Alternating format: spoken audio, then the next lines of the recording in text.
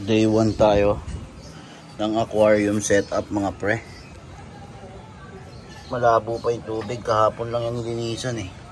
Ilagyan na rin natin ng dalawang sweet potato, kamote.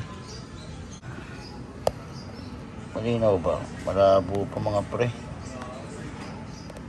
Day 1. Uy, yun yun. Bubbles. Lalagyan natin ng mga pre ng guppies. Mag-uugat yan eh. Yung mga potato nila. Tapos ayun yung magiging pinaka-oxygen nila. Mga pre, no? Ito lang sa may terrace.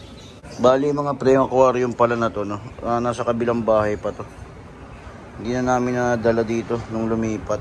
Doon kami sa kabila, yan dyan sa may yerong parang malabong pula.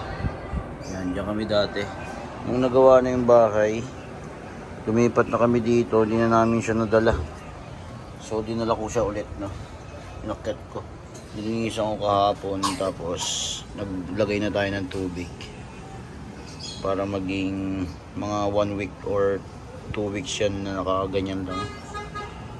Para maano yung tubig. Mawala yung chlorine ng tubig. Dabo no mga pre. Dahil siguro sa buhangin. Yung aqua soil niya yun dati, nilinisan ko lang din. Okay. Update.